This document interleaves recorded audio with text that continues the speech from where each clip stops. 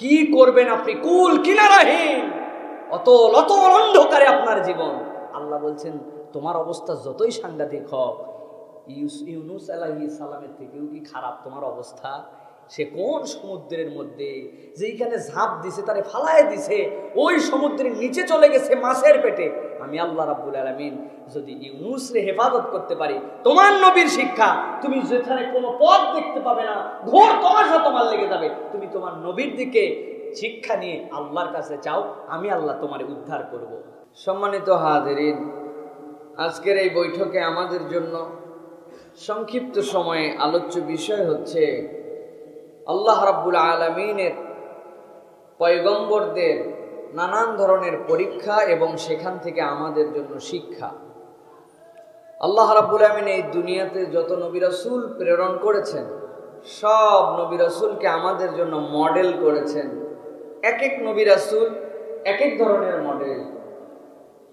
তবে মুহাম্মদ সাল্লাল্লাহু আলাইহি ওয়াসাল্লাম আমাদের যেহেতু পয়গম্বর, সেই হিসাবে সব নবী রাসূলের মডেল আবার আমাদের রাসূলের মধ্যে দেয়া ছিল। কিন্তু আল্লাহ রাব্বুল আমিন বিভিন্ন পয়গম্বরদের কথা কোরআনুল কারীমে উল্লেখ করেছেন এবং তাদের উপর দিয়ে যে পরীক্ষা গিয়েছে, তারা কিভাবে সেই পরীক্ষায় উতরিয়েছেন, এটা উম্মতে মুহাম্মদের জন্য একটা স্পেশাল অনার। যে উম্মত যেহেতু স্বীকার করেছে যে আমাদের ঈমানের অন্যতম একটা অংশ হচ্ছে ওয়া রুসুলিহি, আল্লাহ যত নবী রাসূল প্রেরণ করেছেন, আমরা কেবল আমাদের নবী রাসূলকেই বিশ্বাস করি না, আমরা সব নবী রাসূলের প্রতি ঈমান আনি, আল্লাহর পয়গম্বর হিসেবে তাদেরকে শ্রদ্ধা করি, সম্মান করি এবং সকলে আল্লাহর পক্ষ থেকে প্রেরিত ছিলেন। তারা সকলে তাওহীদের উপরে ছিলেন, সকলেই মুসলিম ছিলেন। এই বিশ্বাসটা একমাত্র উম্মতে মুহাম্মদী হিসাবে আমরাই সবচেয়ে সুন্দরভাবে দেই। সুবহানাল্লাহ। এই পয়গম্বরদেরকে আল্লাহ রাব্বুল আমিন নানান ধরনের পরীক্ষা করেছেন। এই পরীক্ষাগুলোর কথা আল্লাহ কেন বিবৃত করেছেন কোরআনে? এই জন্য যে একটা কিচ্ছা, একটা ঘটনা আল্লাহ জানায় রাখলেন না। কোরআনুল কারীমের ব্যাপারে আপনাদের কাছে অনেকবার বলেছি, স্বচ্ছ পরিষ্কার পরিচ্ছন্ন একটা ধারণা আপনার মাথার মধ্যে কোরআনের ব্যাপারে রাখতে হবে। কোরআনের কোনো কিচ্ছু এমনি এমনি মিরাকলি অথবা মিলে গেছে তাই মিলে গেছে এইরকম কোনো একটা নোক্তা পর্যন্ত কোরআনে নাই। কোরআনে যা আছে আল্লাহ সবগুলো ওয়েল প্ল্যান, একদম প্রপার যেভাবে লাগবে সেইভাবেই পাঠাইছে। It's a totally well arrange. এটা আল্লাহ রাব্বুল আমিন একদম অ্যারেঞ্জ করে পাঠাইছেন। এই জন্যই আমাদের ঈমানের ক্ষেত্রে খুব বড় একটা শিক্ষা হচ্ছে, একজন মানুষ কোরআনকে শতভাগ বিশ্বাস করে, 100%, কোরআনের কিচ্ছু অমান্য করে না, একদম পাক্কা পাক্কি কোরআনে যা আছে সব মানি, সে হচ্ছে শতভাগ মুসলমান, ঠিক কিনা? আরেকজন 50% বিশ্বাস করে, কিছু বিশ্বাস করে কিছু করে না, তার নিজের কিছু বুদ্ধি বিবেচনা আছে, 50% মানে 50% মানে না, এই জন্য সে হচ্ছে 50% মুসলমান, ঠিক কিনা? ঠিক। কেউ যদি 20% মানে 20% নাকি? কনসেপ্টটা ক্লিয়ার করেন। আমানতু বিল্লাহি ওয়া মালাইকাতিহি ওয়া কুতুবিহি ওয়া রুসুলিহি, এই কিতাবে আমার বোধে ধরুক না ধরুক, আপনার মধ্যে সেইটার ক্ষেত্রে অন্য কোন প্রশ্ন থাকুক বা না থাকুক, কিচ্ছু করার নাই। আল্লাহ বলছেন তোমাকে এই কিতাবের শতভাগ বিশ্বাস করতে হবে।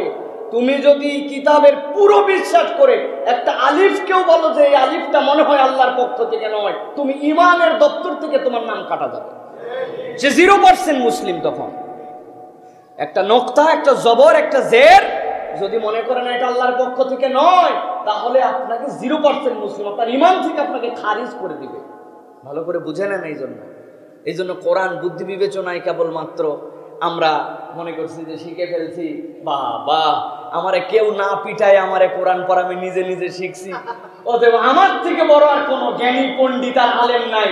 এইরকম দুর্ভাগা বাঙালি জাতির মধ্যেও লিডার আছে। প্রিয় ভাইয়েরা, আলেমদেরকে টিটকারি করতে, অপমান করতে যে আসলে যে নিজে অস্তিত্বহীন হয়ে যেতে পারি আমরা, এটা আমরা বুঝি না। কেন চোখে পড়লো না? খালি পিটন দেওয়াই চোখে পড়লো।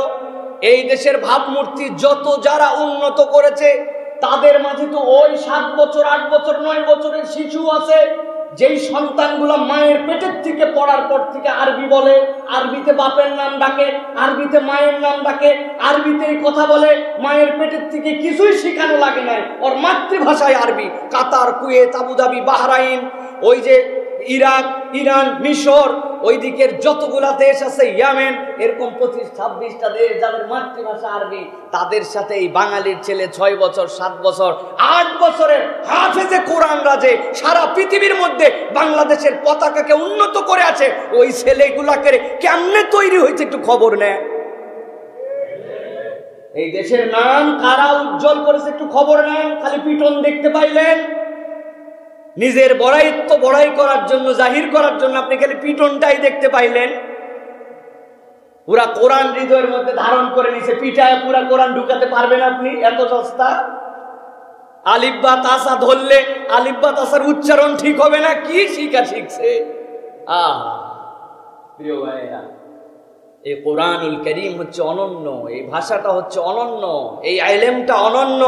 আল্লাহ রাব্বুল আলামিন ওই আবু জেহেল, উতবা, সাইবাকে আলিফ বা তাসার জ্ঞান দিছিলেন। ওরা কিচ্ছু না বুঝেই কোরআন পড়তে পারত, কিন্তু ওইটার দ্বারা তারা আলেম হতে পারে নাই, ওইটার দ্বারা হেদায়েতের নূর তাদের মধ্যে ঢুকে নাই। এইটা মানুষকে মাথার মধ্যে নিয়ে তবেই চলতে হবে। হেদায়েত ভিন্ন জিনিস, ইলম ভিন্ন জিনিস, ভাষা শিক্ষা করার, ভাষার পণ্ডিত হওয়া ভিন্ন জিনিস, দুই জিনিস প্রিয় ভাইয়েরা। সুতরাং আলেমদের সাথে টিটকারি করতে যে বা বেয়াদবি করতে যে এমন কোন শব্দ চয়ন যেন আমরা না করি, অথবা রাজনৈতিক বক্তব্য এবং রাজনৈতিক বাজারের জন্য এমন কথা যেন আমরা না বলি যাতে করে আলেমদেরকে অপমান করা হয়, যাতে করে প্রকারান্তরে এই ধর্মীয় বিদ্যায় যারা শিক্ষিত হচ্ছে তাদেরকে অপমান করা হয়।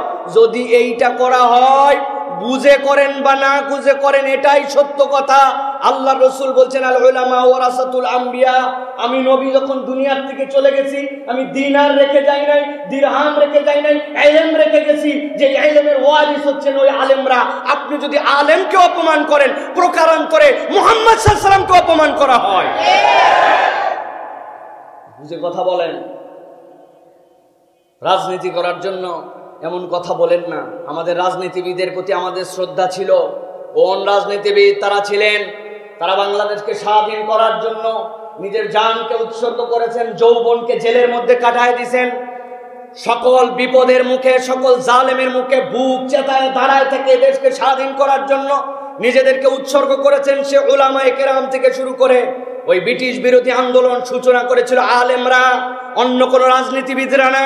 ওই ব্রিটিশের বিপক্ষে আন্দোলন করে যারা সংগ্রাম করে এই দেশকে প্রথমে ব্রিটিশ খেলাও করেছিলেন, তারপরে একটা দেশের সৃষ্টি, তারপরে বাংলাদেশের সৃষ্টি। সুতরাং পিছন থেকে এইখান থেকে এইটুকু ইতিহাস না বলে শুরুর থেকে উলামায়ে কেরামের ইতিহাস আপনাকে জানতে হবে।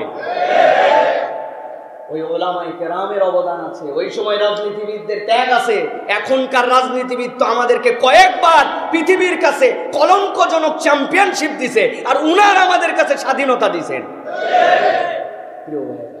সুতরাং আমরা কারো প্রতিপক্ষ বা কাউকে আমরা হেয় করতে চাই না, কিন্তু কথাবার্তা যখন আমাদের এরকম হয়, তখন কিছু কথা আমাদের শুধরানোর জন্য, কিছু কথা আমাদের সংশোধনের জন্য বলতেও হয়। এই তকব্বর, এই ফুটানি করে এরকম কথা বললে আপনার কথা কোথায় যেতে পারে আপনি একটু ভেবে দেখেন। মক্কায় এক লোক, এক মক্কার ছেলে তার সাথে বেয়াদবি করছিল। করতেই পারে মানবীয় ক্ষেত্রে একটা মানুষ।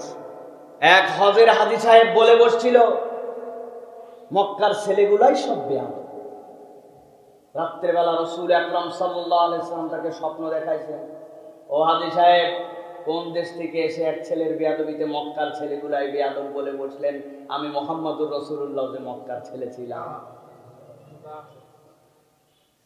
আপনি দু একজন আলেমকে কটাক্ষ করতে যে, রাজনৈতিক প্রতিপক্ষ বানাতে যে, ঘোলা পানিতে মাছ শিকার করে নানান দিকে যেতে যে, আপনারা যদি এরকম বক্তব্য দেন, জাতির সাধারণ মানুষরাও আপনাদেরকে ঘৃণা করবে, আর আল্লাহর পক্ষ থেকে আপনাদের প্রতি স্পেশাল ঘৃণা এসে যেতে পারে।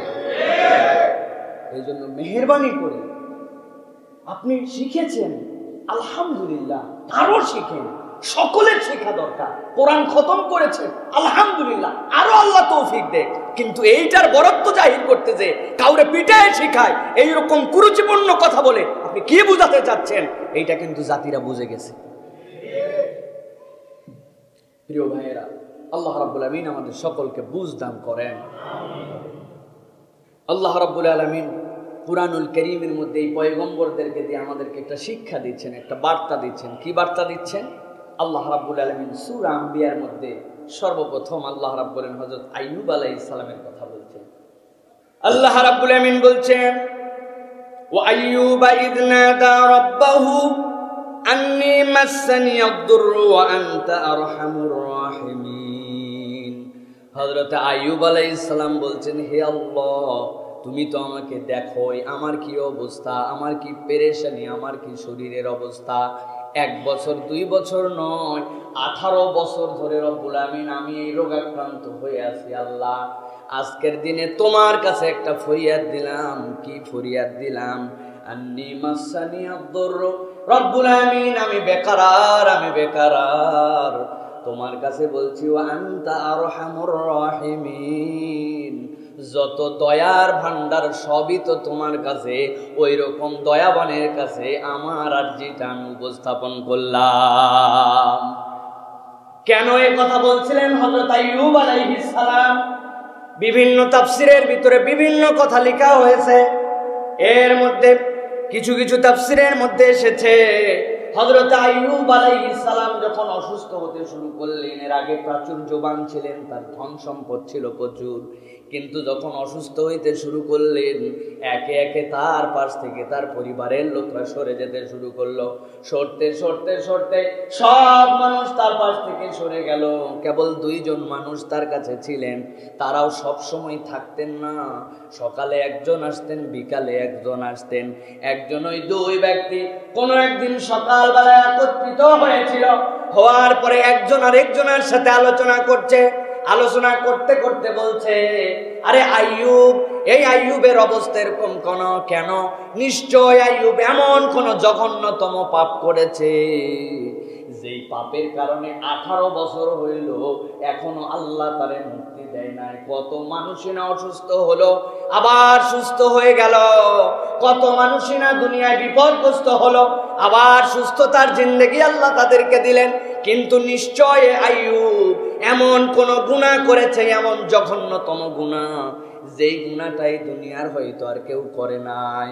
এই কথা যখন বলার পরে একজন সাথী যখন চলে গেছে, অপর সাথীর মনের মধ্যে কষ্ট। বিকালবেলা যেই লোকটা আসে আইয়ুব আলাইহিস সালামের কাছে, সে দৌড়ায় আসছে। আসার পরে বলছে, আইয়ুব, আমার যে সাথী আরেকজন তোমার কাছে আসে, সে বলছে এমন কোন গুনাহ তুমি করেছো, এমন কোন অপরাধ হয়তো তুমি করেছো, যেই গুনার কারণে আল্লাহ 18 বছরেও তোমাকে মুক্ত করে না। হযরত আইয়ুব আলাইহিস সালাম চোখের পানি ছেড়ে দিয়েছেন। দেওয়ার পরে হযরত আইয়ুব আলাইহিস সালাম ওই ভাইকে বলছেন, ও ভাই, আমি কি করেছি, কেন আল্লাহ আমাকে দিয়েছেন এইটা জানি না, আমি নিজের ব্যাপারে তেমন কিছু বলতেও চাই না, তবে একটা কথা বলে রাখি, আমি যখন সুস্থ ছিলাম, আমার সমাজের মধ্যে যখন ঘুরতে ঘুরতে যখন দেখতাম কোন একটা গ্রামের মধ্যে, কোন একটা মহল্লার মধ্যে 2টা মানুষ ঝগড়া করছে, 2টা মানুষ বিবাদ করতেছে, এই বিবাদে আল্লাহকে সাক্ষী মানছে অথবা আল্লাহকে হাজির নাজির জেনেও তারা বিবাদ করতেছে, এমন কথা একজন আরেকজনকে বলছে, আল্লাহকে সাক্ষী করে আল্লাহর ব্যাপারে যে কথা বলা উচিত নয়। আমি তো সেই ঝগড়া তখন তাদের মধ্যে যে থামাতে পারি না, কিন্তু আমার মনে এত কষ্ট লাগতো, আহারে এই 2 ব্যক্তি আমার আল্লাহর ব্যাপারে এরকম কথা বলছে, ঝগড়া করার সময় মাথা ঠিক নাই এরকম কথা বলছে। আমি বাড়িতে আসার পরে ওই 2 ব্যক্তির পক্ষ থেকেও আল্লাহর কাছে যেন আল্লাহ মাফ করে দেন, আমার সম্পদ থেকে ব্যক্তিগতভাবে তাদের পক্ষ হয়ে কাফারা আদায় করে দিতাম।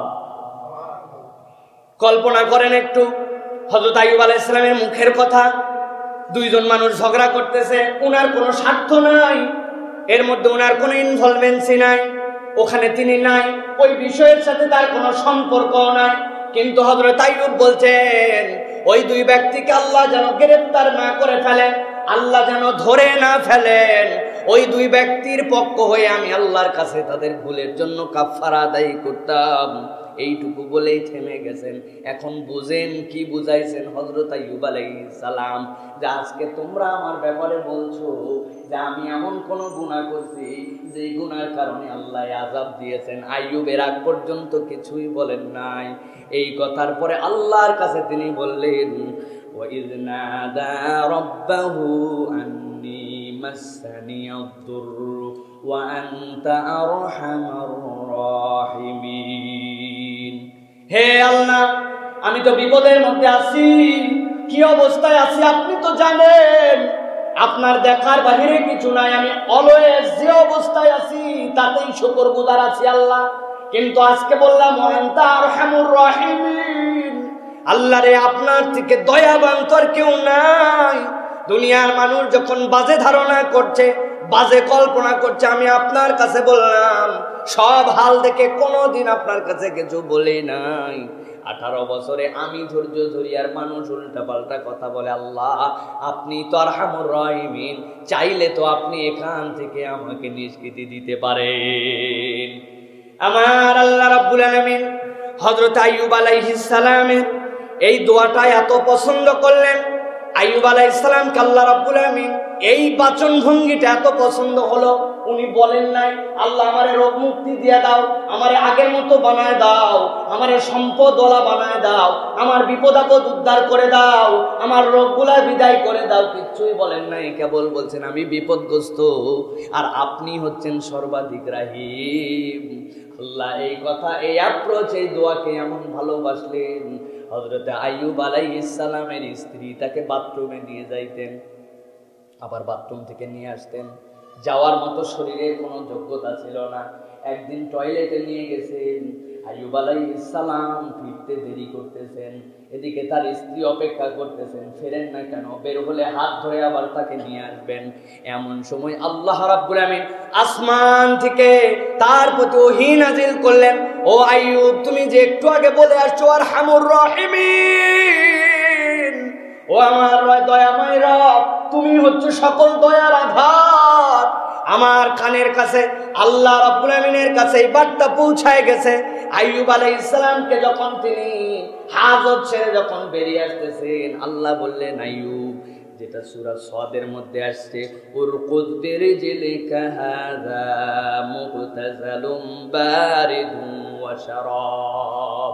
হযরত আইয়ুবকে বললেন আইয়ুব আর এক ধাপও দিবে না, এইখানে দাঁড়াও, তোমার যে পাটা আছে ওই পাটা দিয়ে মাটির মধ্যে একটা আঘাত করো, দেখি কি হয় দেখো তো। হযরতে আইয়ুব আলাইহিস সালাম ইস্তেনজা সেরে নিজের স্ত্রীর কাছে আসবেন। এই সময় আল্লাহ বললেন উরকুদ বিরিজলিক, তোমার পা দিয়ে আঘাত করো। আইয়ুব আলাইহিস সালাম আল্লাহর ওহী পেয়ে যেই না আঘাত করেছেন, এমন একটা ঝর্ণা ধারা সেখান থেকে বের হলো। আল্লাহ বলছেন ঝর্ণাটা কেমন, মুগতাসালুম বারিদুম ওয়া শারাব, এইটা গোসলেরও উপযুক্ত, খাওয়ারও উপযুক্ত। হযরতে আইয়ুব আলাইহিস সালাম যেই না সেখানে গোসল করে উঠলেন আর একটু পানি পান করলেন, আইয়ুব আলাইহিস সালাম আগে যেরকম ছিলেন, যেরকম তার অঙ্গ ছিল, যেরকম সুদর্শন, যেরকম তার যুবক ছিলেন, আল্লাহ রাব্বুল আমিন তৎক্ষণাৎ আরহামুর রাহিমিন এইটার সারা দিয়ে আইয়ুবকে সাবেক বানায়া দিয়েছেন। স্ত্রী তো খুঁজে পায় না, আইয়ুব আলাইহিস সালাম কই? একজন লোক সামনে দিয়ে যাচ্ছে, জিজ্ঞাসা করছে, ও সুদর্শন, এত সুন্দর দেখতে, তোমার মতোই দেখতে যুবক কালে আমার স্বামী ছিল, তুমি কি একটা বৃদ্ধ মানুষকে দেখছো নাকি? লোকটারে খুঁজে পাই না। আইয়ুব আলাইহিস সালাম হেসে দিয়ে স্ত্রীকে বলছে, আমি সেই লোক, আমার আল্লাহ আমার পায়ের নিচ দিয়ে একটা ঝর্ণা বের করছেন, করার পরে আমার আল্লাহ তাতে গোসল করতে বলছেন। গোসল করতে দেরি নাই, আমি আইয়ুবকে আল্লাহ সাবেক বানাইছেন, আমি হচ্ছে তোমার সেই স্বামী। সুবহানাল্লাহ। প্রিয় ভাইরা, কথাটা কি জন্য এটা বলছি? আল্লাহ এত কঠিন পরীক্ষা আমাদের জীবনে হয়তো দিবেন না, কিন্তু প্রিয় ভাইয়েরা, অল্পতেই যারা ধৈর্য হারা হয়ে যায়, দুনিয়ার বুকে যাদের কোনো ধৈর্য নাই, আল্লাহ তাদের জন্য 18 বছরের ধৈর্য দিয়েছেন। হযরত আইয়ুব আলাইহিস সালামকে অধিকাংশ মুফাসসিরের মতে হাদিসের বিশ্লেষণে তার রোগটা ছিল চর্মরোগ। বাকি যা বলা হয় পোকা খাইছে, পোকা পড়ে গেছে, হয়েছে হয়েছে, এগুলা ইসরায়েলি রেওয়ায়াত, এইগুলা কোরআন হাদিস সম্মত রেওয়ায়াত নয়। যতটুকু সহি রেওয়ায়াতে বোঝা যায় তার চর্মরোগ ছিল, যেইটা অসহ্য ছিল, যেইটার হয়তোবা দুর্গন্ধ ছিল, হয়তোবা এমন অবস্থা ছিল তার পাশে মানুষ থাকতে পারত না, এই জন্য সবাই সরে গেছে। 18 বছর কিচ্ছু বলেন নাই, আল্লাহর কাছে কেবল বলছেন ওয়া আনতা আরহামুর রাহিমিন, আল্লাহ রে তুমি কেবল রহিমই নয়, আরহাম সকল দয়াবানের উপরে দয়াবান। আমার আল্লাহ তার আহ্বান এত পছন্দ করেছেন, হযরত আইয়ুব আলাইহিস সালামকে রব্বুল আলামিন মুক্তি দান করে দিয়েছেন। হযরত আইয়ুব আলাইহিস সালাম মুক্তি আল্লাহ রাব্বুল আলামিন তাকে দিয়ে দিলেন। এর আগে আইয়ুব আলাইহিস সালামের উপরে আল্লাহ কেন খুশি হলেন? হাদিসের মধ্যে, মুসলিম শরীফের একটা হাদিসের মধ্যে আসছে, আইয়ুব আলাইহিস সালাম যে আরহামুর রাহিমিন বলা মাত্র আল্লাহ রাব্বুল আলামিনের উথাল পাথাল রহমত চলে আসলো। কেন? হযরত আইয়ুব আলাইহিস সালাম যখন অসুস্থ ছিলেন, তার স্ত্রী তার সাধ্যের মধ্যে সেবা শুশ্রূষা করেছেন। চায় আমার স্বামীটা ভালো হোক, কেমনে হবে, কার কাছে গেলে হবে, কোন ডাক্তার দেখালে হবে, আমার সাধ্যের মধ্যে চেষ্টা করতে আছেন। এমন সময় শয়তান একদিন ডাক্তার বেশে আসছে। আসার পরে আইয়ুব আলাইহিস সালামের স্ত্রীকে বলছে, তোমার স্বামীর আমি ট্রিটমেন্ট করতে পারি, তোমার স্বামীর যদি আমি চিকিৎসা করি ভালো হয়ে যাবে। বলে তাই নাকি? তাইলে তো বড়ই ভালো হয়, আপনার জন্য কি দিতে হবে তার বিনিময়ে বলেন, আমি তাই চেষ্টা করব। আইয়ুব আলাইহিস সালামের স্ত্রীকে বলছে, কিচ্ছু দেওয়া লাগবে না, কেবল একটা কথা বলতে হবে। কি বলতে হবে? তোমার স্বামী যখন ভালো হয়ে যাবে তুমি বলবে ওই ডাক্তারই এবং তার ট্রিটমেন্টের দ্বারাই সে ভালো হয়েছে, এইটুকু বলতে হবে। আইয়ুব আলাইহিস সালামের কাছে আসছেন স্বামী, এমন একজন ডাক্তার আসছেন, সে কোনো বিনিময় চায় না, টাকা পয়সা চায় না, কিচ্ছু চায় না, খালি একটা কথা বলতে বলছে, কি আপনি যখন সুস্থ হয়ে যাবেন বলতে হবে এই ডাক্তারই আপনারে ভালো করে দিছে। আইয়ুব আলাইহিস সালাম অসুস্থ অবস্থায় রেগে গেছেন। আল্লাহর নবী বলে কথা, ঈমান জানেন? বলো আমার স্ত্রী তুমি জানো না সে ছিল শয়তান, সে প্রকারান্তরে এই কথার দ্বারা তোমার আমার ঈমান চুরি করতে আসছিল। তুমি ওই লোকের সাথে কথা বললে কেন?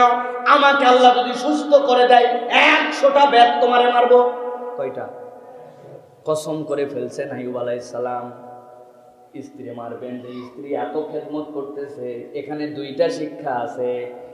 আইয়ুব আলাইহিস সালাম শিরিকের সাথে কোনো কম্প্রোমাইজ নাই, শিরিক করা যাবে না, কারণ উনি জানেন শিরিক করলে দুনিয়ার বুকে হাজার রোগে শোকে ভুগে আমি মারা যেতে পারি, দুনিয়ায় আমার কষ্ট হবে, দুনিয়ায় আমার বিপদ হবে, আমার কিছু গুনাহ খাতা আল্লাহ মাফ করবেন। আর ওই পারে যাওয়ার পরে আমি যদি সাবের হই, আমি যদি ধৈর্য ধরে যেতে পারি, আমার আল্লাহর বিনিময় দিবেন। কিন্তু এই রোগে শোকে যদি এমন কোন কবিরাজ, এমন কোন হুজুর, এমন কোন বুজুর্গর নামে যায়, তার কাছে যদি মান্নত দেই তিনি আমারে সুস্থ করতে পারেন, এই বিশ্বাস নিয়ে যদি তার কাছে যায়, দুনিয়ায় রোগও যাবে না, আবার দেখা যাবে ঈমানটাও হারা হবে। আল্লাহ রাব্বুল আলামিন হযরত আইয়ুব আলাইহিস সালামকে যখন মুক্ত করে দিলেন, হযরত আইয়ুব আলাইহিস সালাম মুক্ত হওয়ার পরে আল্লাহ নবী যখন তার বাড়িতে আসছেন, বাড়িতে আসার পরে হযরত আইয়ুব আলাইহিস সালামকে আল্লাহ বলছেন তার বাড়িতে 2টা উঠান ছিল, একটা উঠানের মধ্যে গম শুকানো হতো, আরেকটা উঠানের মধ্যে জব শুকানো হতো, বড় বড় 2টা উঠান। আল্লাহ নবী যখন সুস্থ হয়ে আসছেন, আল্লাহ রাব্বুল আমিন আরহামুর রাহিমিনের এমন বদলা দিলেন, আসমান থেকে এক খণ্ড মেঘ আসলো, মেঘ আসার পরে ওই উঠানের উপরে দাঁড়ায় গেল।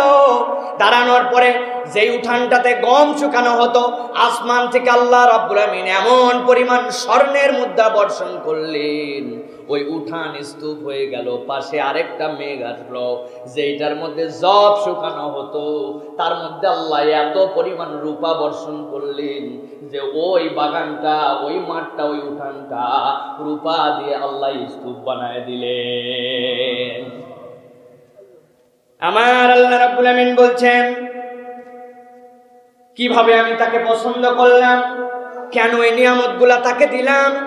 আল্লাহ বলছেন ফাস্তাজাবনা লাহু ফাকাশাফনা মা বিহি মিন দুররিন ওয়া আতাইনা আহলাহু ওয়া মিসলাহুম মাহুম রাহমাতাম মিন ইনদিনা। আল্লাহ বলছেন আইয়ুবের এই আহ্বান আমি শুনতে পেলাম, ফাস্তাজাবনা লাহু, তার উত্তর দিলাম, ফাকাশাফনা, দূর করে দিলাম, মা বিহি মিন দুররিন, তার যত রোগ বলাই ছিল আমি আল্লাহ সব দূর করে দিলাম, ওয়া আতাইনাহু আহলাহু, আর তার যে পরিবারগুলা তার থেকে সরে গিয়েছিল, দূরে চলে গিয়েছিল, আমি আল্লাহ আবার পরিবারগুলাকে মিলায়ে দিলাম। এরপরে আল্লাহ বলছেন ওয়া মিসলাহুম মাহুম রাহমাতাম মিন ইনদিনা, আর আমি আল্লাহ তার প্রতি অনুরূপ আরো দিলাম, আমার পক্ষ থেকে রহমতের দুয়ার খুলে দিলাম। সুবহানাল্লাহ। আল্লাহ নবী হযরতে দাউদ আলাইহিস সালাম থেকে শুরু করে হযরতে মূসা আলাইহিস সালাম, ঈসা আলাইহিস সালাম, যত পয়গম্বর এসেছেন আল্লাহ রাব্বুল আমিন সব পয়গম্বরকে পরীক্ষা করেছেন।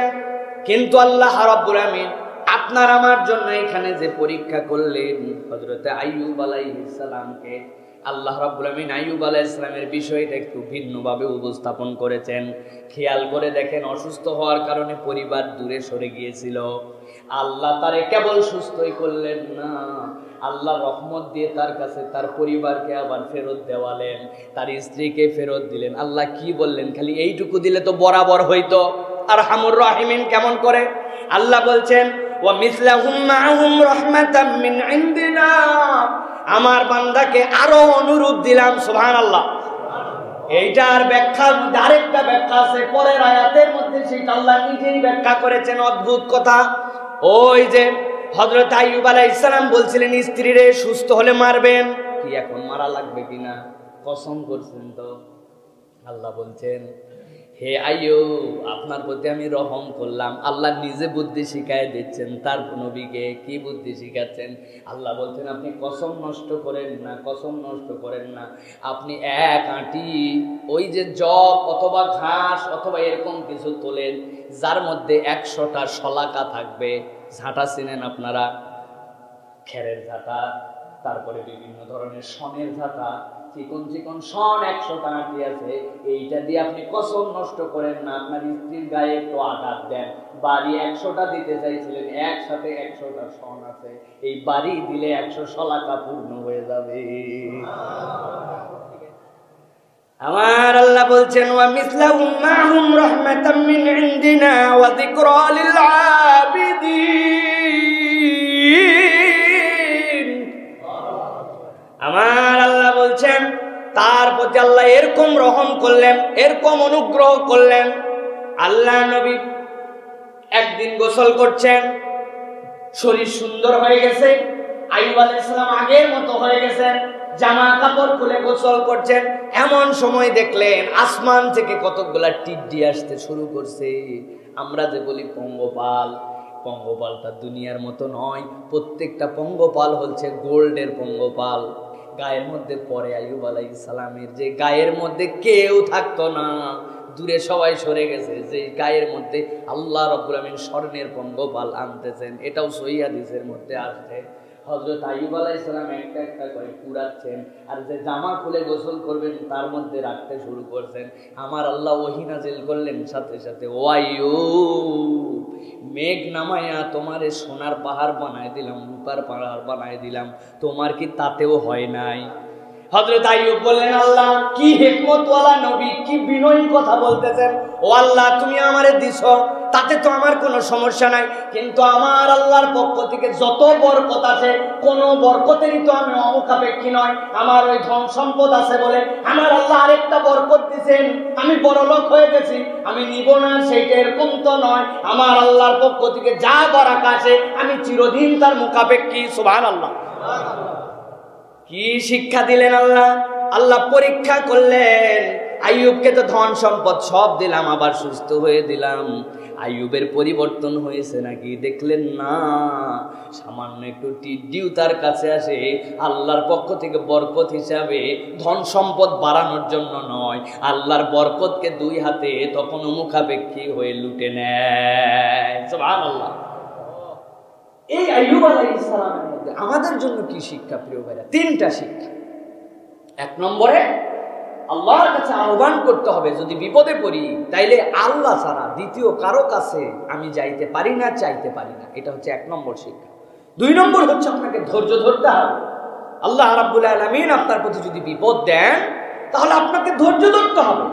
আর তিন নম্বরে আল্লাহ রাব্বুল আলামিন যদি আপনাকে দয়া করেন, কখনো আপনার মধ্যে এই অহংকার আনা যাবে না, এই চিন্তা আনা যাবে না যে আমারে যা দিছে আল্লাহ আমি সাফিসিয়েন্ট, দুনিয়ার মানুষ আল্লাহ ছাড়া কেউ সাফিসিয়েন্ট না, এইটা স্বীকার করে দুনিয়ায় জীবনযাপন করতে হবে। আল্লাহ ছাড়া সবাই মুখাপেক্ষী, আল্লাহুস সামাদ, কেবল আল্লাহই মুখাপেক্ষী, এইটা আপনার মনের মধ্যে গেঁথে নিতে হবে। অনেক সময় আমাদের মধ্যে চলে আসে, আরে আমার যা আছে লাগবে না, এটা না হলেও চলবে, আমার ওইটা না হলেও চলবে। ঠিক আছে আপনার কথা, কিন্তু এই দাম্ভিকতা যেন আল্লাহ পর্যন্ত ধাক্কা না মারে। এই দাম্ভিকতা আল্লাহ পর্যন্ত যেন ধাক্কা না মারে। আমি এই আমিত্ব বিসর্জন দিতে হবে। আমিত্ব বিসর্জনের জন্য আল্লাহ হজ আপনার আমার জন্য খরচ করেছেন। দুনিয়া কোথাও এই আমিত্বর প্রপার বিসর্জন আর দেওয়া যায় না। নামাজে প্রাথমিক প্রস্তুতি আর হজে হচ্ছে আখেরি প্রস্তুতি, এই দুইটা আল্লাহ রাব্বুল আমিন শেখানোর জন্য নিয়ে গেছেন। এক কাপড়, এক ভূষণ, এক চুল, একই জায়গা, একই কাজ, একই রকম, একই সময়, একই দিন, একই স্থান, সব ওয়াক্তিম মাখসুস, আমালিম মাখসুস, বিতরিকিন মাখসুস। আল্লাহ রাব্বুল আমিন নির্ধারিত সময়ে, নির্ধারিত পদ্ধতিতে, নির্ধারিত কাজ, নির্ধারিত দিবসে, নির্ধারিত ওয়াক্তে আল্লাহ রাব্বুল আমিন বান্দাকে একভাবে করাইছেন। তুমি ট্রিলিয়নিয়ার হও আর তুমি রাস্তার ফকির হও, সব এক। এটা হজ ছাড়া প্রপারলি কোথাও শেখানো যায় না। আরাফাত থেকে বের হয়েছেন, মুজদালিফায় আসছেন, আয় হায় হায়, আপনি কোটি কোটি টাকার মালিক হলেও আপনার মাথার উপরে তাবু চলবে না, ওই জমিনেই পড়ে থাকতে হবে। আপনার দুলার উপর আপনি ফিরে আসেন, বলতে পারবেন না তুমি কে আর আমি কে, না কোনো বলার সুযোগ নাই। তুমি যাই হও, মুহাল্লিকিন আর রুসাকুম, যাওয়ার পরে নেড়া করে ফেলা।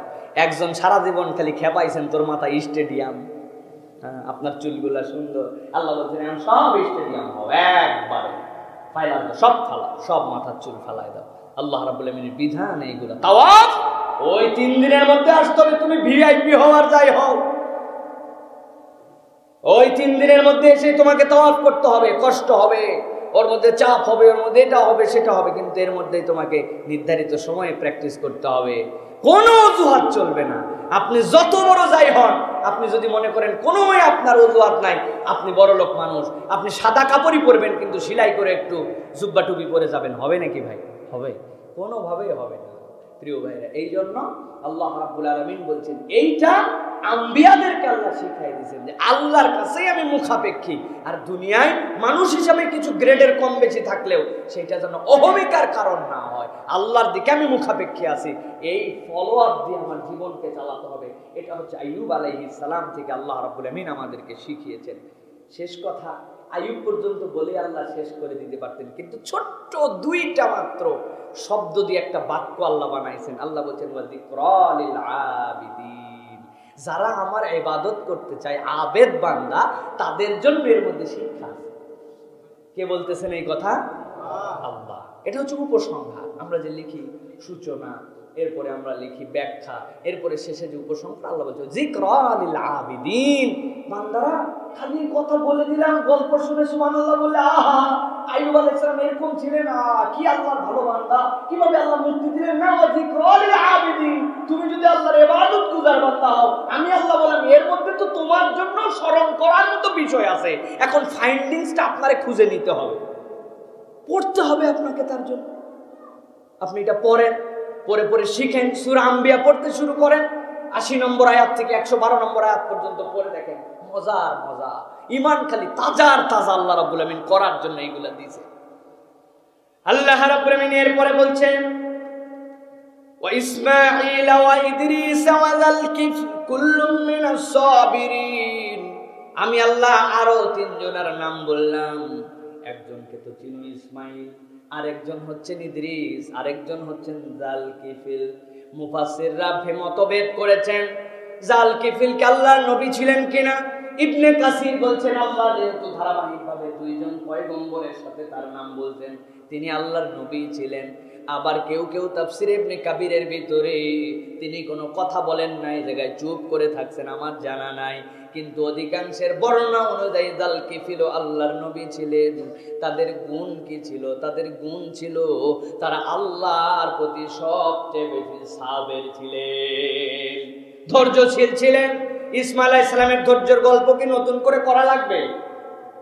এই দৃষ্টান্ত কি কেউ পৃথিবী আর দিতে পারবে? আল্লাহ কোন নবীর থেকে নেনও নাই, কোন নবীর উপরে দেনও নাই। হযরত ইসমাঈলের ধৈর্য আপনার আমার জন্য যে নিয়ামত এনে দিয়েছে, এই নিয়ামতের কথা চিন্তা করলে সবচেয়ে বেশি আমি ভয় পাই। আমি বাপের বড় ছেলে, অনেক আগে দুনিয়ার থেকে আমার চলে যাওয়া লাগতো। কি জন্য? ও ইসমাঈল আলাইহিস সালাম, আল্লাহ নবী বললেন আমি যে স্বপ্ন দেখেছি, উনি বললেন যা দেখছেন আপনি তাই করেন, আপনি দেখতে পাবেন।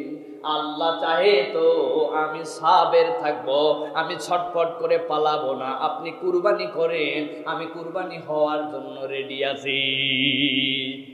আমার আল্লাহ ধৈর্যের এমন বেনিফিট দিলেন, কিয়ামত পর্যন্ত কুরবানি উঠে গেল। কেবল উঠলোই না, আল্লাহর একটা বরকত তার সাথে যুক্ত করলেন। উম্মতে মুহাম্মাদি তারা সবচেয়ে বড় বাঁচা বেঁচে গেছে। আজকের দিনে সব মানুষের চেহারা পরিষ্কার হয়ে যেত যদি ইসমাঈল আলাইহিস সালাম ওই ধৈর্য না ধরতেন।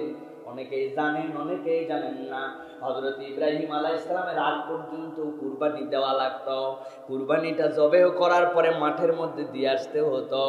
আসমান থেকে একটা আগুন নেমে আসতো, আসার পরে কুরবানিটা যদি পুড়ায় ফেলতো, আসমানে যদি উঠে যেত, তাইলে বোঝা যাইতো হালাল মাল, হালাল কামাই আল্লাহ রাব্বুল আমিন কবুল করেছেন। আর যারটা জমিনে পড়ে থাকতো, বোঝা যাইতো তার ঝামেলা আছে। আমার আল্লাহ যদি ওই বিধান রাখতেন, তাইলে মুসলিম বাজারে গন্ধে গন্ধে ভরপুর হয়ে যেত, কুরবানি একটাও হয়তো ওঠার সম্ভাবনা ছিল না। আমার আল্লাহ রাব্বুল আমিন বলছেন ওয়া ইসমাঈল ওয়া ইদরিস ওয়া যাল কিফলি কুল্লুম মিনাস সাবিরিন। আল্লাহ বলছেন ও ইসমাঈল, ও ইদ্রিস, ওই জাল কিফিল যেই নবীর কথা বললাম, তাদের থেকে শিক্ষা কি তোমাদের? তাদের থেকে শিক্ষা হচ্ছেন তারা প্রত্যেকে সাবের ছিলেন, ধৈর্যশীল ছিলেন।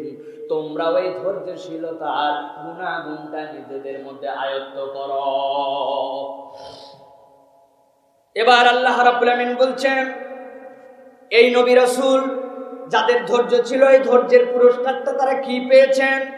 আল্লাহ রাব্বুল আমিন বলছেন ওয়াদখালনাহুম ফি রাহমাতিনা ইন্নাহুম মিনাস সালিহিন। এই ধৈর্যের পুরস্কার হচ্ছে আমি আল্লাহ আমার রহমতের চাদরে, রহমতের কোলে আমার বান্দাদেরকে তুলে নিয়েছিলাম।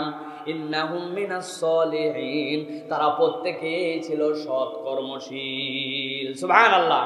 তাহলে এখানে একটা পুরস্কার পাইলাম, ধৈর্যের একটা পুরস্কার। আল্লাহ বলছেন তুমি ধৈর্য ধরো, আমি আল্লাহ রহমতের কোলে তোমারে তুলবো। আর আল্লাহ বলছেন এই রহমতের কোলে আসতে হলে তোমাদেরকে সালেহ বান্দা হতে হবে। কি হতে হবে? সালেহ কিভাবে হয়, নেককার কিভাবে হয়, আল্লাহ রাব্বুল আলামিন কোরআনুল কারীমের মধ্যে বলেছেন। দীর্ঘ হবে আলোচনা, সংক্ষেপে বলি। সালেহ হচ্ছেন তারা, নেককর্মশীল হচ্ছে আমি। এইটা বোঝা যাবে কিভাবে? যদি আমি মুহসিন হই। মুহসিন কাকে বলে? যে ভালো কাজের প্রতিযোগিতা করে, কে কত বেশি ভালো কাজ করতে পারবে এই প্রতিযোগিতা করে। আল্লাহ যা ডিউটি দিছে এটা তো আমি করবই।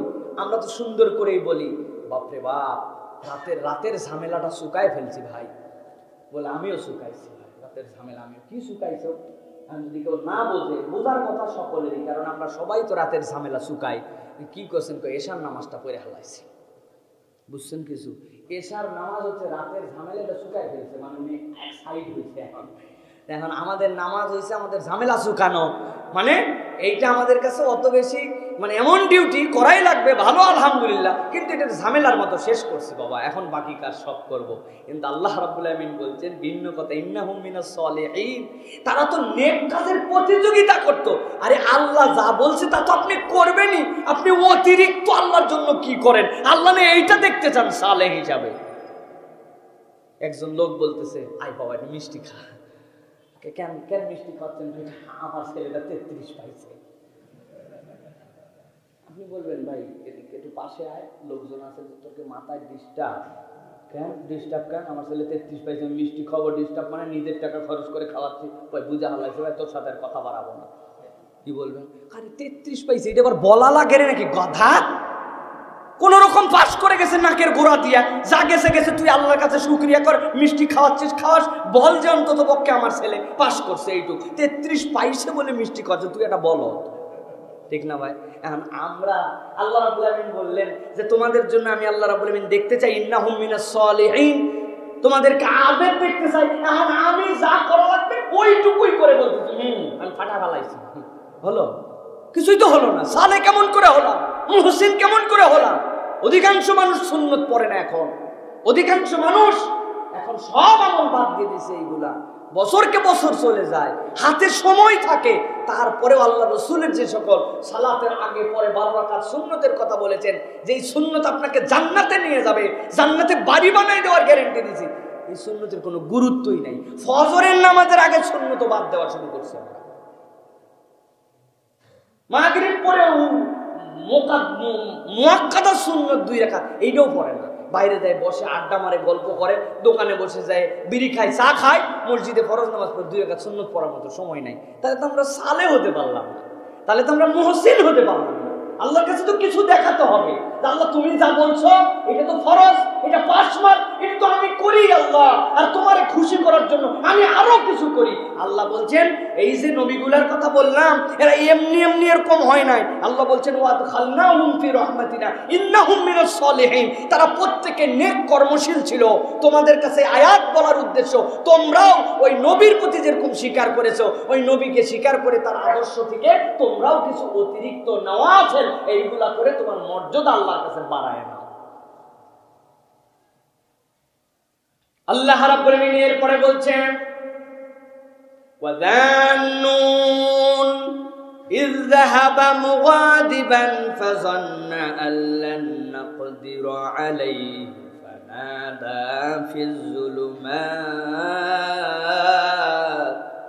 ফানাদা ফিজ যুলুমাতি আল্লা ইলাহা ইল্লা আনতা সুবহানাকা ইন্নী কুনতু মিনাজ জালিমিন। আল্লাহ বলছেন এবার একটা পয়গম্বরের কথা বলবো, তার নাম তোমাদের কাছে আগে বললাম না, তার আমি আদর করে বললাম জান্নুন, মাসওয়ালা নবী। কোন নবী? কোন নবী? হযরত ইউনূস আলাইহিস সালাম। আল্লাহ রাব্বুল আলামিন বলছেন জান্নুন, ও তো মাসওয়ালা। সুবহানাল্লাহ, আদর করে আল্লাহ ডাক দিয়েছেন। কি করছিল সে জানো নাকি?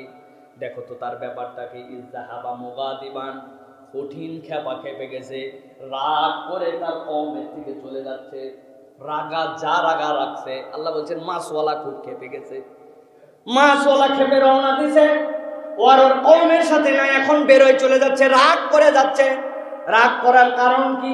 রাগ করার কারণ হচ্ছে আল্লাহ রাব্বুল আমিন হযরতে ইউনূস আলাইহিস সালামকে যে কওমের কাছে পাঠিয়েছিলেন, সেই কওমটা ছিল মুসেল। মুসেলের নাইনুয়ার, মুসেল অঞ্চলের নাইনুয়ারের নবী করে তারে পাঠাইছিলেন আল্লাহ। যাওয়ার পরে তুমি কি করবে? যাওয়ার পরে তোমার কওমের কাছে শিরিক বুঝাও, কুফর বুঝাও। অনেকক্ষণ বুঝাইছেন, বুঝাতে বুঝাতে বুঝাতে ধৈর্য হারায় হয়ে গেছেন। ধৈর্য হারা বলছেন তোমরা যদি আল্লাহর প্রতি ঈমান না আনো, শিরিক করো আর কুফর করো, আল্লাহর পক্ষ থেকে এক্ষুনি তোমাদের উপরে আযাব আসতে শুরু করবে। আমি গেলাম, কি করবে না করবে এখন বুঝে বুঝে করো। উনি যে ওইখান থেকে রাগ করে যেতে শুরু করছেন, ওই যাওয়াটা আল্লাহর এজাজতে নয়। আল্লাহ বলছেন তোমাকে দাওয়াত দিতে বলা হয়েছে, কিন্তু রাগ করে মাসওয়ালা তুমি কই যাও? যেই না হযরতে ইউনূস আলাইহিস সালাম রওনা দিয়ে দিয়েছেন, এমন সময়ে ওই কওমের লোকেরা হাদিসের মধ্যে আসতেছে আসমানের মধ্যে কিছু চিহ্ন দেখা যাচ্ছিল, আযাব আসার ভাব বোঝা যাচ্ছে। এখন যখন ইউনূস আলাইহিস সালাম রাগ করে চলে গেছেন, ওরা সাথে সাথে দেখছে হায় হায় আমাদেরকে এত বুঝাইলো আমরা বুঝলাম না, রাগ করেও তো চলে গেল, বলেও গেল আযাব দিয়ে তোমাদেরকে শেষ করে দেওয়া হবে। এখন তো আযাবের নিশানাও দেখা যায়। ওদের মনের মধ্যে ভয় লেগে গেছে। সাথে সাথে সব মানুষজন নিয়ে আল্লাহর কাছে রোনাজারি করতে শুরু করছে, আল্লাহ আমরা বুঝি নাই, তুমি আমাদেরকে মাফ করে দাও, আমাদেরকে ক্ষমা করে দাও। আল্লাহর কাছে ক্ষমা পাওয়ার জন্য তারা তাদের যত পশু পাখি যা ছিল গৃহপালিত, তাদের মায়েদের কোলে যে সন্তান ছিল মাদেরকে একদিকে করেছে, সব সন্তানদেরকে আলাদা করছে, মায়ের সাথে সন্তানদেরকে রাখে নাই। এখন চিন্তা করেন তো, দুধের শিশু, যেই শিশু কোলের শিশু, যেই শিশু মা ছাড়া কিছু বোঝে না, ওইগুলোরে আলাদা করছে আর মাদেরকে আলাদা করছে, পরিবেশ কেমন হবে? কান্নাকাটির রোল উঠে গেছে। আল্লাহর কাছে যখন ফরিয়াদ করতে শুরু করছে এইভাবে, আল্লাহ আমাদের সন্তানদেরকে পর্যন্ত আলাদা করছি, ওদের তো কোনো গুনাহ নাই, আর আমরা যারা বুঝে বুঝে তোমার প্রতি শিরিক করছি, কুফর করছি, আমরা আলাদা হয়েছি, তুমি আমাদেরকে মাফ করে দাও।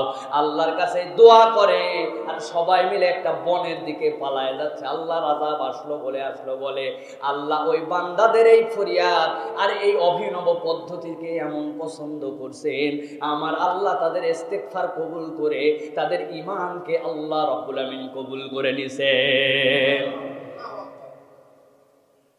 হযরত ইউনূস আলাইহিস সালাম চিন্তা করছেন, আমার কওম তো এতক্ষণ ধ্বংস হয়ে শেষ, আমি তো রাগ করে চলে আসছি তাদের কাছ থেকে, আমার কওমের তো আর কোনো বাঁচার কায়দা নাই। কিন্তু কিছুদিন পরে খবর পেয়ে দেখছেন, আরে আমার কওম তো একদম ঠিকঠাক আছে, কিছুই তো হয় নাই, তারা দিব্যি সুন্দর জীবনযাপন করতেছে। উনি আসছেন, আসার পরে চিন্তা করছেন, হায় হায় আমি যদি আমার কওমের কাছে এখন ফেরত যাই তাহলে কি হবে? বলে কি হবে মানে, উনার কম যতই খারাপ হোক, আগে শিরিক করুক, আগে কুফর করুক, তাদের একটা সেখানকার ট্র্যাডিশন ছিল। কি ট্র্যাডিশন?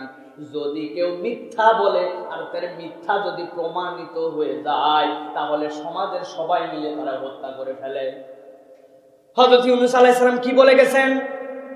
তোমাদের তওবা কবুল হবে না, তোমাদের বিপদ আছে, কিন্তু আসমান থেকে এক্ষুনি তোমাদের প্রতি গজব আসবে, তোমাদেরকে আল্লাহ ধ্বংস করে দিবে। ওদের তো গজব আসে নাই, মিথ্যা ভয় তাহলে হয়ে গেছে। হযরত ইউনূস আলাইহিস সালাম চিন্তা করছেন, এখন তো আমার কওমের কাছে গেলে অপদস্থ হতে হবে, এইটার প্রমাণে উল্টা তো তারা আমাদেরকে হত্যাও করে ফেলতে পারে। হযরতে ইউনূস আলাইহিস সালাম সাথে সাথে তার কওমের থেকে এখন পালাতে শুরু করছেন। ফাযান্না আল্লান নাকদিরা আলাইহি, তিনি বলতেছেন, আল্লাহ বলছেন আমার ইউনূস ওই মাসওয়ালা মনে করছিল আল্লাহ বোধহয় তার রাস্তা সংকীর্ণ করবেন না। তার ধারণা আমি যে দাওয়াত দিছি, আমার কাজ যে পর্যন্ত করছি যথেষ্ট করছি, আমি তো তাদের কাছে ডাকছি, সত্যিই তো বলছি তোমরা যদি কুফর করো, শিরিক করো তাহলে তোমাদের বিপদ আছে, তো মিথ্যা বলি নাই, আমি তো আমার দায়িত্ব পালন করছি। অতএব আমি দায়িত্ব পালন করে এখন রাগ করে যাই আর খুশি হয়ে যাই, আমি যাচ্ছি, আমার আল্লাহ মনে হয় আমার আর ধরবেন না, এটা তার ধারণা। আল্লাহ রাব্বুল আমিন বলছেন, ফানাদা ফিজ যুলুমাত, আল্লাহ বলছেন আল্লাহ কেবল ধরলেনই না, তার এই ভুল ভাঙানোর জন্য আল্লাহ তারে অন্ধকারের উপরে অন্ধকার দিয়ে আবৃত করলেন। কেমনে আবৃত করলেন আমার আল্লাহ রাব্বুল আমিন সেটাও বর্ণনা করেছেন। হযরতে ইউনূস আলাইহিস সালাম যখন চলে যাচ্ছেন, দ্রুতগামী যাচ্ছেন, যেতে যেতে সামনে একটা বড় নদী বেঁধে গেল, বিশাল একটা নদী, সমুদ্রের কোথাও আসছে। ওইটার মধ্যে যখন তিনি পৌঁছানোর পরে এক নৌকা ভর্তি লোক যাচ্ছে, নৌকায় উঠে পড়ছেন তিনি। নৌকায় উঠে পড়ার পরে মাছ দরিয়ায় যখন নৌকা চলে গেছে, নৌকা টলমল করে, ব্যালেন্স হয় না, একজন দুইজন লোক বেশি আছে। হযরত ইউনূস আলাইহিস সালাম হৃষ্টপুষ্ট সুঠাম দেহি বিশাল আকার এক মানুষ। নৌকালারা সবাই বলল একজন রেখান থেকে চলে যেতে হবে, নৌকায় ঝাঁপ দিলে নৌকার থেকে যদি নেমে যায় বাকি সবার প্রাণ বাঁচবে, যে কোনো একজনের স্যাক্রিফাইসে সকলকে বাঁচাতে হবে। তুই যা তুই যা তুই যা, আর তোর বয়স হয়ে গেছে, তুই যা। কেউ কি যায় নাকি? বলে কি উপায়? আল্লাহ রাব্বুল আলামিন কোরআনে বলছেন, ইয আবাকা ইলাল ফুলকিল মাসউল ফাসাহামা ফাকানা মিনাল মুদহাদিন। লটারির মধ্যে নাম লেখো, সবার নাম লেখা হয়েছে, এবার লটারি তোলো, যার নাম উঠবে তারে ঝাঁপ দেওয়া লাগবে। যতবার লটারি আর যতবার নাম, লোক একখানি মাছওয়ালা। হযরত ইউনূস আলাইহিস সালামের নাম উঠে গেছে, উপায় নাই, শরীরের যে সকল কাপড় লাগবে না সেইগুলো ছেড়ে দিলেন, দিয়ে ঝাঁপ দিয়ে দিলেন। ঝাঁপ দিতে দেরি নাই, আল্লাহর উপরে তাওয়াক্কুল করে ঝাঁপ দিয়েছি। আল্লাহ সাথে সাথে তিমি মাছরে নির্দেশ দিয়েছে, দৌড় লাগা। এক দৌড়ে যাওয়ার পরে আমার ইউনূসরে গিলে ফেল, কিন্তু এই গিলাটা খাওয়ার জন্য নয়, ওই পেটের মধ্যে রাখার জন্য তুই রাখ। ইউনূস আলাইহিস সালামকে পেটের মধ্যে ঢুকাইছে, যেই বেগে আসছে, যেই বেগে গিলছে, ওই বেগে সমুদ্রের নিচে চলে গেছে। সমুদ্রের নিচে যাওয়ার পরে 300 ফিট নিচে যদি আপনি যান, সেখান থেকে 300 মিটার নিচের থেকে এক তুমুল অন্ধকার। যেই অন্ধকারে এক মাছ আরেক মাছের সাথে তাদের পার্সোনাল রাডার সিস্টেম আছে, পার্সোনাল শব্দ তরঙ্গ আছে, সেইটা দিয়ে সংকেত বিনিময় করে চলাফেরা করে। ওইখানে কোনো আলো নাই, এক অন্ধকার সমুদ্রের নিচের অন্ধকার, আরেক অন্ধকার মাছের অন্ধকার, আরেক অন্ধকার তার পেটের অন্ধকার, আরেক অন্ধকার নিজের জীবন নিয়ে চিন্তার অন্ধকার। আল্লাহ বলছেন, ওই জান্নুন, আল্লাহ রাব্বুল আমিন তারে এমন জুলুমাতের মধ্যে ফেললেন, কিন্তু এই জুলুমাতের মধ্যে ফেলার পরেও হযরত ইউনূস আলাইহিস সালাম এমন একটা কথা বলে বসলেন। আল্লাহ বলছেন, সেইখানের সেই কথাটা আমার আল্লাহর কাছে এমন গ্রহণযোগ্য হলো। সে কি বুঝলো? সে বুঝলো ওই যে রাগ করে গিয়েছিলাম, এইটা করা আমার ঠিক হয় নাই, আল্লাহর হুকুম ছাড়া যে বেরিয়ে আসছিলাম, এইটা ঠিক হয় নাই, ওরা আমাকে মারবে কি মারবে না, মিথ্যা প্রতিপন্ন করবে কি করবে না, এইটা আমার চিন্তায় আল্লাহ তৌহিদে আমারে জানান নাই। আমার সিদ্ধান্তে আমি নৌকায় উঠে গেলাম, নামও যেহেতু আমারটা উঠছে, বুঝতে পারছে সব আমার আল্লাহর খেলা। অতএব আমি সেই অন্ধকার প্রকোষ্ঠ থেকে আল্লাহকে ডাক দিলাম, লা ইলাহা ইল্লা আনতা সুবহানাকা ইন্নী কুনতু মিনাজ জালিমিন। লা ইলাহা ইল্লা আনতা, আল্লাহ আগেই বলছি, লা ইলাহা, তুমি ছাড়া কোনো ইলাহ নাই, ইল্লা আনতা, আপনি কেবল রব, আপনি কেবল ইলাহ। আবারও বলতেছি, আল্লাহ, ইন্নী কুনতু মিনাজ জালিমিন, আমি স্বীকার করে নিচ্ছি আমার আত্মার উপরে আমি নিজেই জুলুম করেছি। আল্লাহ, আমি স্বীকার করে বলছি তুমি ছাড়া আমার কোনো ইলাহ নাই। উনি কি বলছেন নাকি, আল্লাহ তুমি ছাড়া আমার কোনো ইলাহ নাই, আমি অন্যায় করেছি, এইখান থেকে বাঁচাও, নৌকার ব্যবস্থা করে দাও, উঠাইয়া দাও, আমার এই মাছ দিয়ে দিয়া ওই আমার জনপদের যে এইখানে নদী আছে, ওই নদীর সৌসিরে আমারে পৌঁছায় দাও। কিছু বলছেন, বিউটি বুঝেন দোয়ার। তিনি বলছেন, লা ইলাহা ইল্লা আনতা, বারবার বলছি, ইমানের শিক্ষা আছে এর মধ্যে। উনি বুঝাচ্ছেন, আল্লাহ কেউ বাঁচাতে পারে না, কেউ এখান থেকে উদ্ধার করতে পারে না, যিনি করতে পারেন তিনি হচ্ছেন আমার ইলাহ। আমি তার কাছে স্বীকার করে নিলাম আমি জুলুম করেছি। কার উপরে? আমার উপরে আমি জুলুম করেছি, আমার আত্মার উপরে আমি জুলুম করেছি। যা যা সিদ্ধান্ত নিয়েছো একটাও আমার নেওয়া ঠিক হয় না।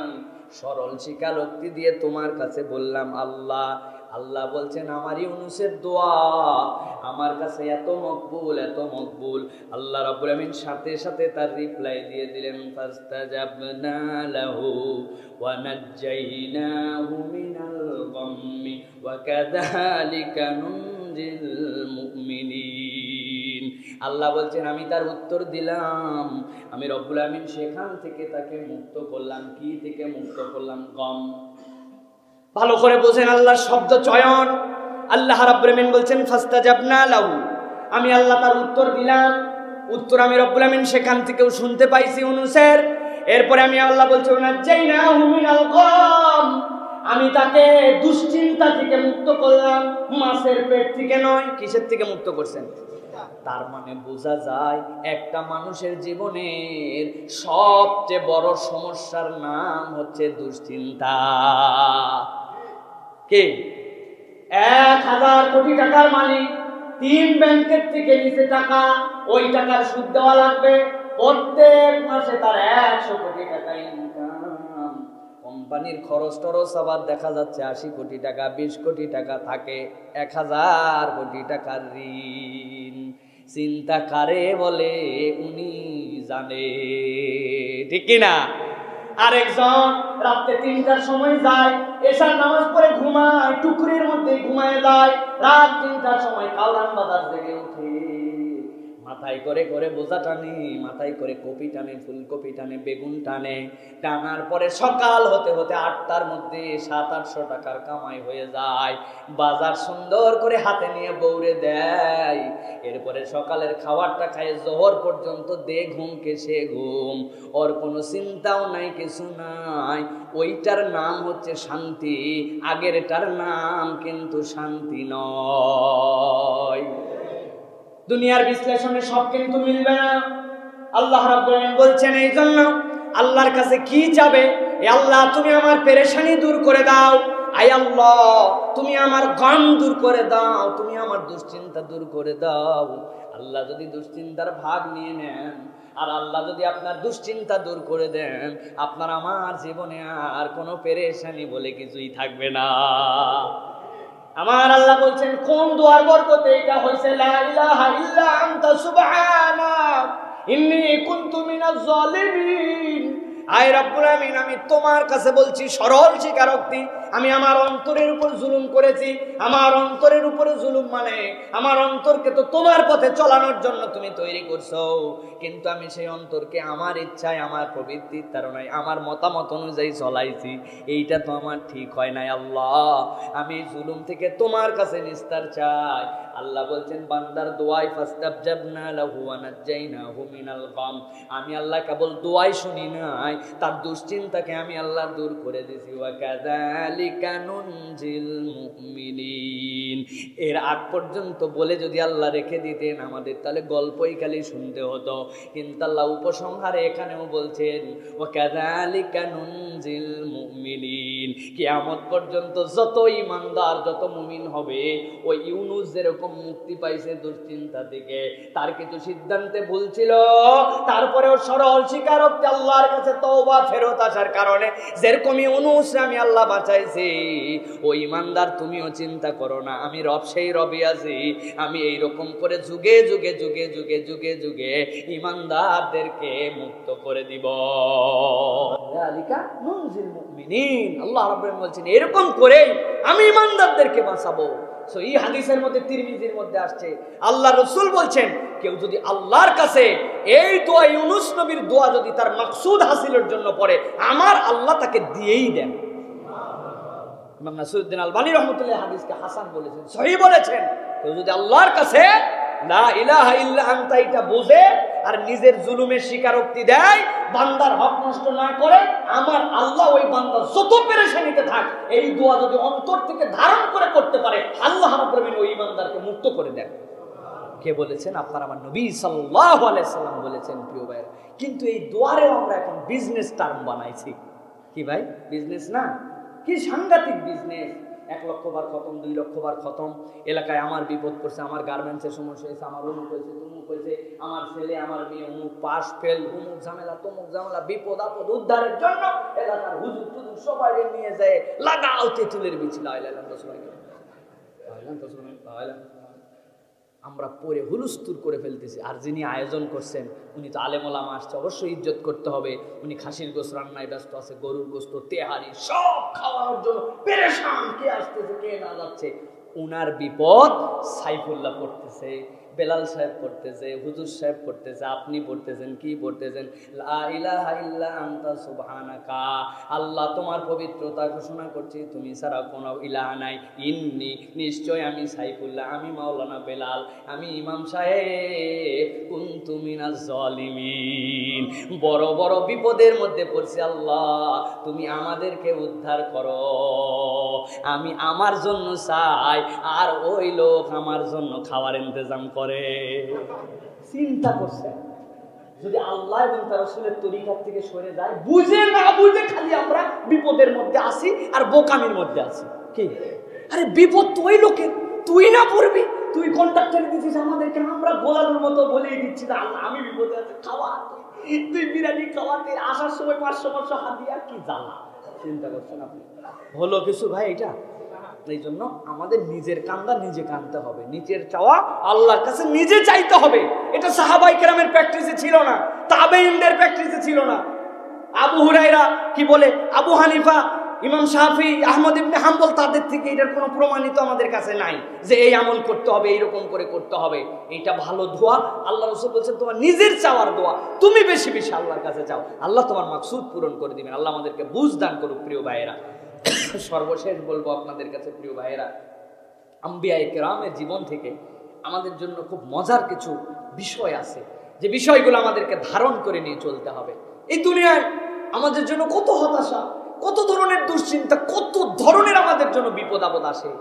যখন রক্ত সম্পর্কীয় কেউ যদি পিতামাতা আপনার প্রতিপক্ষ হয়ে যায়, আপনি দ্বীনের পথে থাকতে চান, ইসলামের পথে থাকতে চান, আর আপনার বাপ মা যদি আপনার শিরকের দিকে ডাকে, আপনার অন্যদিকে নিয়ে যায়, আল্লাহ বলছেন ঘাবড়ায়ও না। ইব্রাহিম আলাইহিস সালামকে ওর বাপ মা মিলেই বিপদে শুধু ফেলাই নাই, ইব্রাহিম আলাইহিস সালামের আগুনের উদ্বোধক ছিল তার বাপ, নিজের সন্তান রে নিজে আগুনে ফেলছে। ওই আগুন রে আমি আল্লাহ কুনি বারদাম ওয়া সালামা ইব্রাহিমের জন্য নিরাপদ করছিলাম। সুতরাং দ্বীন ইসলামের ক্ষেত্রে তোমার বাপ মাও যদি তোমার বিপক্ষে যায়, তুমি চিন্তা করো না। ঘোর বিপদ, আশার আলো নাই, শেষ ভরসাও খুঁজে পাচ্ছেন না, কি করবেন আপনি? কুল কিনারাহীন, অতল অতল অন্ধকারে আপনার জীবন। আল্লাহ বলছেন তোমার অবস্থা যতই সাংঘাতিক হোক, ইউনূস আলাইহিস সালামের থেকেও কি খারাপ তোমার অবস্থা? সে কোন সমুদ্রের মধ্যে, যেইখানে ঝাঁপ দিছে তারে ফালায় দিছে, ওই সমুদ্রের নিচে চলে গেছে মাছের পেটে। আমি আল্লাহ রাব্বুল আলামিন যদি ইউনূসকে হেফাজত করতে পারি, তোমার নবীর শিক্ষা, তুমি যেখানে কোনো পথ দেখতে পাবে না, ঘোর তমাশা তোমার লেগে যাবে, তুমি তোমার নবীর দিকে শিক্ষা নিয়ে আল্লাহর কাছে চাও, আমি আল্লাহ তোমার উদ্ধার করব। আপনার বিরুদ্ধে অপবাদ আর গুজবে পুরা দুনিয়া আপনার প্রতিপক্ষ, দুনিয়ার সবাই আপনার বিপক্ষে অপবাদ দিচ্ছে, গুজব দিচ্ছে, মিথ্যা কথা বলতেছে। আল্লাহ বলছেন ভয় পেও না, নবী পত্নী উম্মাহাতুল মুমিনিন আল্লাহ রাব্বুল আলামিন নিজে যাকে বিয়ের জন্য পছন্দ করে রাসূলের সাথে সম্পর্কিত করেছেন, তোমাদের মায়ের বিপক্ষে, আয়েশার বিপক্ষে কি না অপবাদ রটাইছিল। তোমার অবস্থা কি তার চেয়েও খারাপ? তুমি কি আয়েশার থেকে উন্নত নিজেকে ভাবতেছ? সম্ভব নয়। সুতরাং আয়েশার বিপক্ষে যদি অপবাদ হয়, পুরা এলাকা যদি ছড়ায় যায়, এইটার সাথে যদি সিদ্ধান্ত নেওয়ার ক্ষেত্রে রাসূল আকরাম সাল্লাল্লাহু আলাইহি ওয়াসাল্লামকে দ্বিধাগ্রস্ত করেছে, আয়াত এসে তারপরে এটাকে বিশুদ্ধ করেছে, তোমার ঘাবড়ানোর কোনো কারণ নাই। তুমি যদি হকের উপরে থাকো, পুরা পৃথিবী অপবাদ, পুরা পৃথিবীর মিথ্যাচার তোমার কিছুই করতে পারবে না। তুমি সেখান থেকে শিক্ষা নিয়ে নাও। আপনি যদি এমন অসুস্থ হন, পুরো পৃথিবীর ডাক্তাররা আপনাকে জবাব দিয়ে দিছে, আপনি আর কোনো ট্রিটমেন্টের উপর ভরসা রাখতে পারেন না, পুরো পৃথিবী আপনার থেকে সরে যাচ্ছে, মনে হচ্ছে দুনিয়ায় সংকুচিত হতে হতে পৃথিবীটা আপনার কাছে ছোট হয়ে গেছে। আল্লাহ বলছেন তুমি একটু আইয়ুবের কথা মনে করো। আইয়ুবের থেকে বেশি কি তোমার পেরেশানি? আইয়ুবের থেকে খারাপ অবস্থা কি তোমার? তুমি কি আইয়ুবের স্ট্যান্ডার্ডের মানুষ যে তুমি তার কাছে এক্সপেক্ট করতে পারো? না, পয়গম্বর তো পয়গম্বর। আল্লাহ আইয়ুবের উদাহরণ দিচ্ছেন, তুমি যেখানে আর কোনো আশার আলো দেখতে পাচ্ছ না, আর কোনো কিছু দেখতে পাচ্ছ না, সেখানে আইয়ুবের ধৈর্যের কথা খেয়াল করে আল্লাহর কাছে প্রার্থনা করো। আইয়ুবকে যে আল্লাহ হেফাজত করছেন, সেই আল্লাহ এখন তোমাকেও বাঁচাতে পারে। প্রিয় ভাইয়েরা, একাকিত্ব, নির্জনতা, অসহায়ত্ব আমাদেরকে গ্রাস করে ফেলেছে। আমাদের অনেক সময় একাকিত্ব আমাদেরকে হতাশায় নিমজ্জিত করে, আমরা অস্থির হয়ে যাই। দুনিয়ার মানুষ তো আমার কাছ থেকে সরে যাচ্ছে, আমি দ্বীন ইসলামে চলার কারণে আমার বন্ধু বান্ধব, এখন আমার সেই অবস্থা নাই, আমার কেমন যেন মনে হচ্ছে দুনিয়া সংকীর্ণ হচ্ছে। আল্লাহ বলছেন তুমি কার সন্তান? তুমি তো আদমের সন্তান। আদমকে তো আমি আল্লাহ একা করেই বানাইছি, তারপরে না তার সঙ্গী সৃষ্টি করছি। যেই আল্লাহ আদমকে একা করে বানালেন, তার সন্তান হিসাবে তুমি একাকিত্বের উপরে সবর করলে, আমি আল্লাহ তোমার যোগ্য সঙ্গী মিলাই দেব। সে আদম আলাইহিস সালাম থেকে আল্লাহ আমাদেরকে শিখাচ্ছেন, কোনো যুক্তি দিয়েই আপনি অবস্থার কারণ ব্যাখ্যা করতে পারছেন না। কেন এটা হলো, কেন এমন হলো, এরকম হওয়ার তো কথা ছিল না। আমার তো যুক্তিতে, ধারণাতে, জ্ঞানে, বুদ্ধিতে, আমার সামাজিকতায়, আমার এতদিনের এক্সপেরিয়েন্সে কিছুই মিলাতে পারতেছি না। আল্লাহ বলছেন তবুও হতাশ হও না। নূহ আলাইহিস সালামের কথা মনে করো তো, কোন সময় নৌকা বানাতে লাগছে? পানি নাই, কিচ্ছু নাই, মরুভূমির মধ্যে নৌকা বানায় মানুষজন তারে উল্টা পাল্টা কথা বলে শেষ করে দিছে, কোনো লজিকে মিলাই নাই, কোনো যুক্তিতে কুলাই নাই। ওই সময় নূহ আলাইহিস সালামকে আল্লাহ মনে করছিলেন যে এটা করানো লাগবে, তাই আল্লাহ করাইছেন। সুতরাং তোমার যদি এরকম প্রথম অবস্থা হয়, লজিক না মিলে, দুনিয়ার হিসাব না মিলে, ঘাবড়ায় না বান্দা।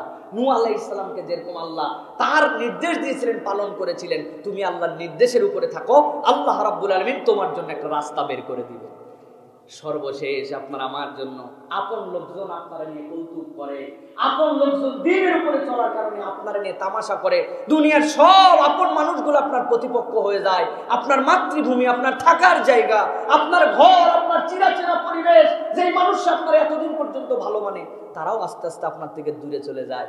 আল্লাহ বললেন এই জীবনটা সবচেয়ে কঠিন মুহাম্মদ সাল্লাল্লাহু আলাইহি সাল্লামের প্রতি হয়েছিল। পাগল বলছে, জাদুকর বলছে, তারে কি না বলে নাই, যেই মানুষের কাছে তাদের আমানত ছিল তারাই তারে আবার পাগল বলে। কোন লজিক? কেবল দ্বীনের কারণে, আল্লাহকে ইলা বলার কারণে। তুমি যখনই এরকম অবস্থা তোমার হবে, দুনিয়া তোমার বিরুদ্ধে চলে যাবে, তখন তুমি আল্লাহর দিকে মুতাওয়াজ্জহ হয়ে আল্লাহর কাছে তাওয়াক্কুল করো। তোমার নবী তোমাকে শিখাইছেন, আল্লাহ এমন বিজয় দিবেন যে ওইখানে তুমি আবার বিজয়ীর বেশে ফেরত আসবে। প্রিয় ভাইরা, সুতরাং এইগুলো সব হচ্ছে আমাদের আম্বিয়া কিরাম থেকে আমাদের মোটিভেশন। যখনই আমরা এরকম ঠেকবো, মনে করবো এক একটা নবীর কথা, এই জন্য নবীর জীবন পড়তে হবে, তাদের জীবন থেকে শিক্ষা নিতে হবে। আল্লাহ বলবেন তাহলে আমাদের জন্য মুক্তির রাস্তা বের করবেন। আল্লাহ বলছেন ওয়া কাযালিকা নুনজিল মুমিনিন, এইভাবেই আমি আল্লাহ আমার যারা মুমিন বান্দা হবে তাদের জন্য মুক্তির দিশা আমি দিয়েই দিব।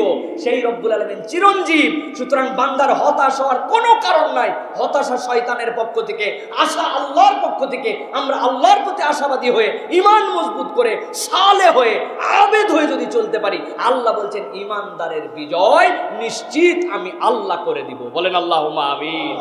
সুতরাং পুরো পৃথিবী আমার বিপক্ষে যেতে পারে, পুরো পৃথিবীর সব শক্তি আমাকে নিয়ে টিটকারি করতে পারে, পুরো পৃথিবীর সব প্ল্যান ভেস্তে যেতে পারে, আমার আল্লাহ যদি আমার জন্য কল্যাণের প্ল্যান করে রাখেন, দুনিয়ার কারো ক্ষমতা নাই আল্লাহর দেওয়া অংশের থেকে আমার অংশকে এক চুল ছিনিয়ে নিতে পারে। ঠিক কিনা? সুতরাং আল্লাহ রাব্বুল আলামিনের উপর তাওয়াক্কুল বাড়াই, রাসূলদের এই আদর্শের উপরে নিজেদের জীবনকে আমরা চলার চেষ্টা করি। আল্লাহ আমাদেরকে হতাশামুক্ত সুন্দর একটা জিন্দেগি দান করবেন। বলেন আল্লাহুম্মা আমিন। আলোর পথে 24 24 ঘন্টা শুধু ইসলাম প্রচার।